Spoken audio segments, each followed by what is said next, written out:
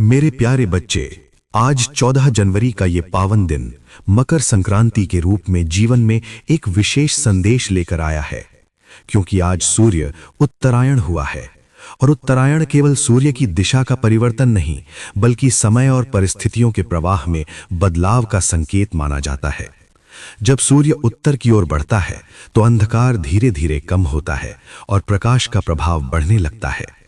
ठीक उसी प्रकार ये दिन ये बताने आया है कि यदि बीते समय में जीवन में कठिनाइयां, रुकावटें और मानसिक बोझ रहा है, तो अब धीरे धीरे उस स्थिति में परिवर्तन होने वाला है। मकर संक्रांति संयम, त्याग और संतुलन का पर्व है, जो ये सिखाता है कि जीवन में आगे बढ़ने के लिए केवल इच्छाएं नहीं, बल्कि धैर्य और सही कर्म भी आवश्यक होते हैं। आज बहुत से लोग अपने जीवन में अलग अलग प्रकार के संघर्षों से गुजर रहे हैं। कहीं आर्थिक चिंता है, कहीं स्वास्थ्य की समस्या है, कहीं रिश्तों में दूरी आ गई है और कहीं मन लगातार अशांत बना हुआ है। लेकिन ये दिन ये याद दिलाने आता है कि कोई भी कठिन समय स्थायी नहीं होता और हर परिस्थिति अपने साथ परिवर्तन की संभावना लेकर आती है।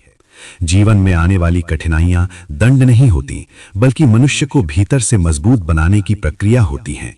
क्योंकि जो समय आज बोझ लगता है, वही आगे चलकर समझ, धैर्य और स्थिरता प्रदान करता है। उत्तरायण का अर्थ है ऊपर उठना, सोच में, कर्म में और आत्मा में। यदि पिछले समय में ऐसा महसूस हो रहा था कि जीवन एक ही स्थान पर ठहर गया है, मेहनत का फल नहीं मिल रहा है और प्रयास व्यर्थ जा रहे हैं, तो ये दिन संकेत देता है कि अब भीतर ही भीतर परिस्थितियां बदलने लगी हैं, भले ही उनका परिणाम तुरंत दिखाई न दे। मकर संक्रांति का महत्व इसलिए भी विशेष है क्योंकि इस दिन किया गया दान, सेवा और सच्चे मन से की गई प्रार्थना गहरी ऊर्जा के साथ जीवन को प्रभावित करती है। ये दिन आत्मशुद्धि और नए संकल्प का अवसर देता है, जहां व्यक्ति अपने बीते अनुभवों से सीख लेकर आगे बढ़ने की तैयारी करता है। जब सूर्य उत्तरायण होता है तो ठंड धीरे धीरे कम होने लगती है। उसी प्रकार ये समय जीवन की निराशा, भय और अस्थिरता को भी धीरे धीरे कम करने का संकेत देता है।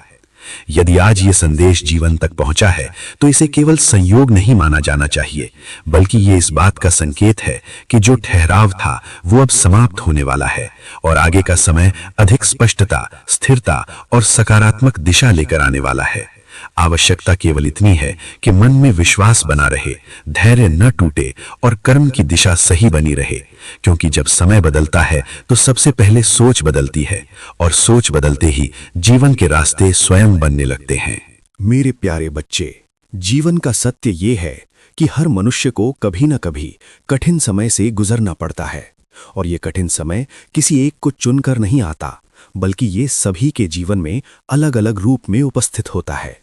किसी के लिए ये आर्थिक दबाव बनकर आता है, किसी के लिए स्वास्थ्य की चिंता के रूप में, किसी के लिए रिश्तों की उलझन बनकर और किसी के लिए मन की थकान बनकर।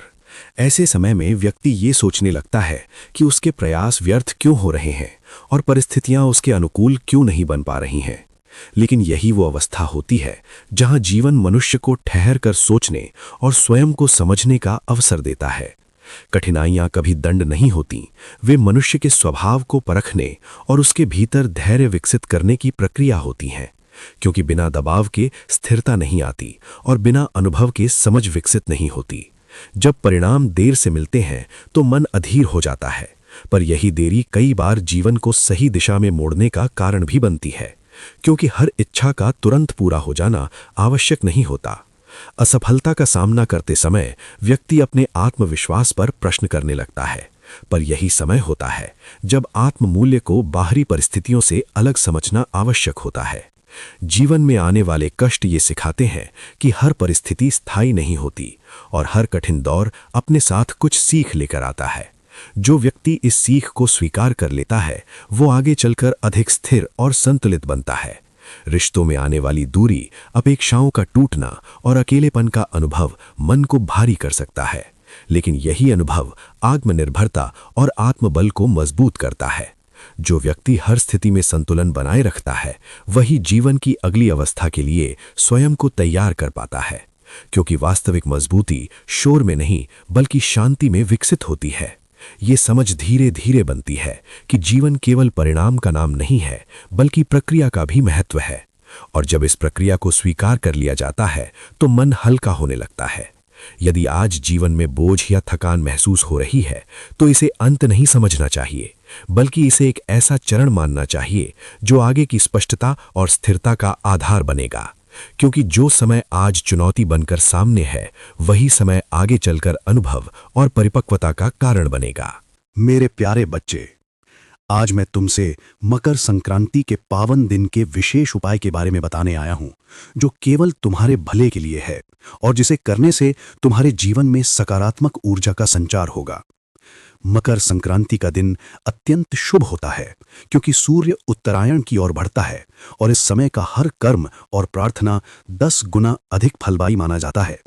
ये उपाय विशेष रूप से उन लोगों के लिए है जो जीवन में रुकावटों, असफलताओं, भय और मानसिक दबाव का अनुभव कर रहे हैं।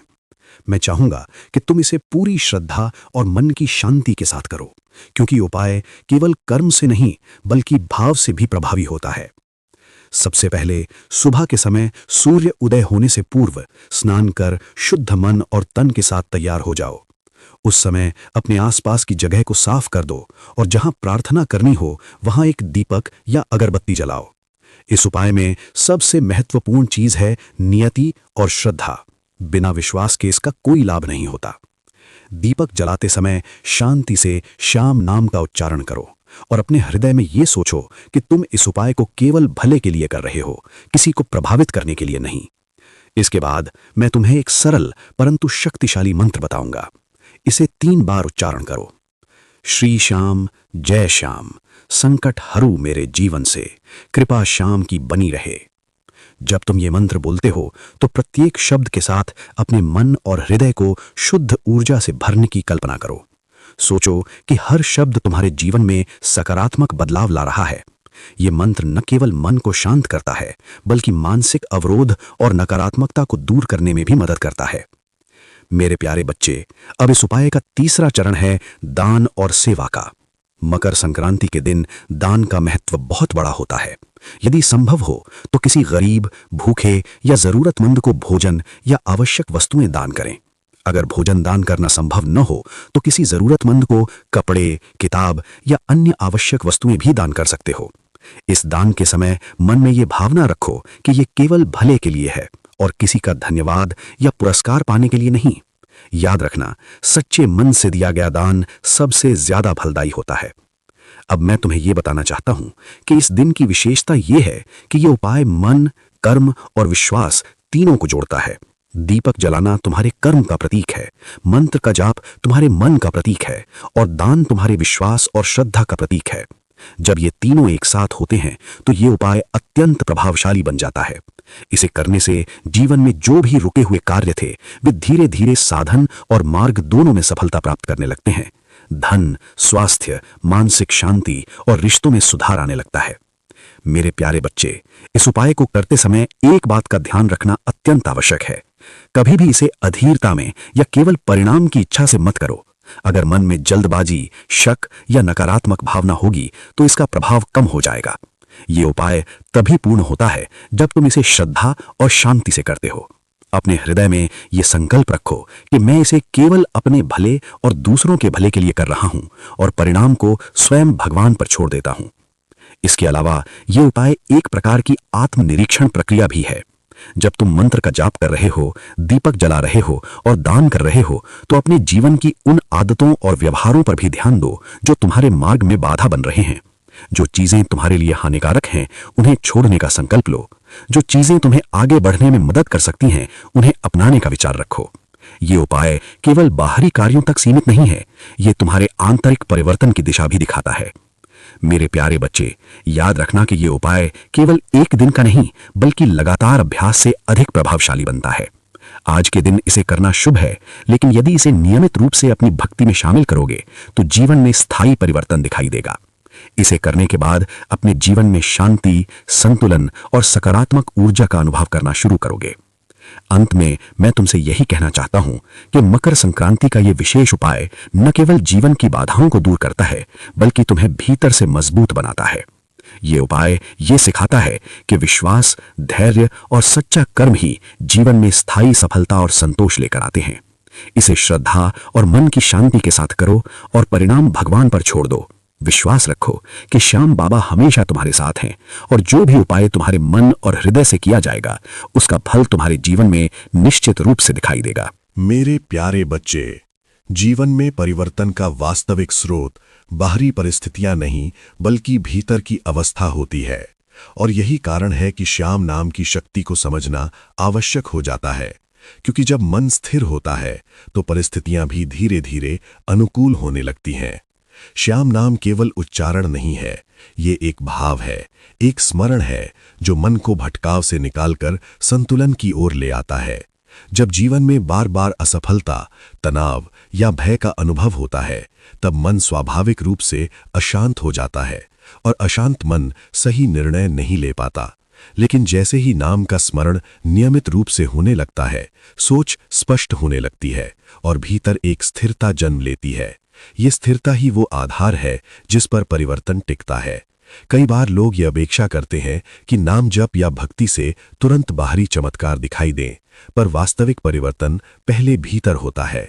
मन की गति धीमी होती है, प्रतिक्रियाएं कम होती हैं और समझ गहरी होने लगती है। जब व्यक्ति क्रोध, ईर्ष्या और अधीरता से बाहर आता है तब उसके कर्म भी बदलने लगते हैं और कर्म बदलते ही परिणाम अपने आप बदलने लगते हैं। श्याम नाम की शक्ति ये भी सिखाती है कि हर परिस्थिति से लड़ना आवश्यक नहीं होता। कुछ परिस्थितियों को समझकर स्वीकार करना ही सबसे बड़ी बुद्धिमानी होती है। जो व्यक्ति हर समय संघर्ष की अवस्था में रहता है वो थक जाता है, लेकिन जो व्यक्ति संतुलन बनाए रखता है वही लंबे समय तक आगे बढ़ पाता है। जीवन में आने वाला परिवर्तन हमेशा शोर के साथ नहीं आता, कई बार वो चुपचाप आता है, आदतों में, सोच में और दृष्टिकोण में। जब नाम का स्मरण नियमित होता है तो व्यक्ति दूसरों से अपेक्षाएं कम करता है और अपने कर्म पर अधिक ध्यान देने लगता है। यही बदलाव उसे भीतर से मजबूत बनाता है। धीरे धीरे वो समझने लगता है कि हर परिस्थिति उसके नियंत्रण में नहीं है, लेकिन उसका दृष्टिकोण उसके नियंत्रण में अवश्य है। यही समझ जीवन को हल्का बनाती है और मानसिक बोझ को कम करती है। श्याम नाम का प्रभाव ये भी होता है कि व्यक्ति अपने भीतर विश्वास को पुनः स्थापित करता है, और जब विश्वास लौटता है तो भय स्वतः कम हो जाता है। इस अवस्था में लिया गया हर निर्णय अधिक स्पष्ट और संतुलित होता है, जिससे जीवन में स्थायी सुधार आने लगता है। ये पाठ यही सिखाता है कि परिवर्तन बाहर खोजने से पहले भीतर स्थापित करना आवश्यक है, क्योंकि जब मन स्थिर हो जाता है तब परिस्थितियां भी धीरे धीरे उसी स्थिरता के अनुरूप ढलने लगती हैं। मेरे प्यारे बच्चे, जीवन की यात्रा में हर मोड़ ये सिखाने आता है कि कुछ भी स्थायी नहीं है, न दुख और न ही सुख। लेकिन जो स्थायी है वो है मनुष्य का दृष्टिकोण और उसका विश्वास। जब जीवन में कठिन समय आता है तो व्यक्ति अक्सर ये सोचने लगता है कि अब आगे कुछ अच्छा नहीं होगा, पर यही सोच सबसे बड़ी बाधा बन जाती है। ये अंतिम संदेश ये याद दिलाने के लिए है कि हर अंधकार अपने भीतर प्रकाश का बीज छुपाए होता है और हर रुकावट किसी नई दिशा की ओर संकेत करती है। यदि आज तक जीवन में संघर्ष रहा है, थकान रही है या मन बार बार टूटता रहा है, तो उसे कमजोरी नहीं समझना चाहिए, बल्कि इसे अनुभव और परिपक्वता का हिस्सा मानना चाहिए। जो व्यक्ति अपने अनुभवों से सीखना जान लेता है वही आगे चलकर स्थिर और संतुलित जीवन जी पाता है। जीवन में आगे बढ़ने के लिए ये आवश्यक नहीं कि सब कुछ तुरंत बदल जाए, बल्कि ये आवश्यक है कि सोच धीरे धीरे स्पष्ट हो और मन भीतर से मजबूत बने। जब व्यक्ति अपने कर्म पर ध्यान देना शुरू करता है और परिणाम को लेकर अधीर नहीं होता, तभी वास्तविक शांति जन्म लेती है। ये पाठ यही सिखाता है कि हर दिन एक नया अवसर लेकर आता है, चाहे परिस्थितियां जैसी भी हों, और जो व्यक्ति हर दिन को पूरे मन से स्वीकार करता है वही आगे बढ़ता है। बीते समय की गलतियों या असफलताओं को बोझ बनाकर ढोने से भविष्य हल्का नहीं होता, इसलिए उन्हें अनुभव मानकर आगे बढ़ना ही बुद्धिमानी है। जब मन में संतुलन आ जाता है तो निर्णय अधिक स्पष्ट होते हैं, रिश्ते अधिक सहज होते हैं और जीवन की गति स्वाभाविक हो जाती है। यह आवश्यक नहीं कि हर प्रश्न का उत्तर तुरंत मिले, कुछ उत्तर समय के साथ स्वयं स्पष्ट हो जाते हैं। विश्वास का अर्थ यही है कि बिना हर उत्तर जाने भी आगे बढ़ते रहना। यह अंतिम संदेश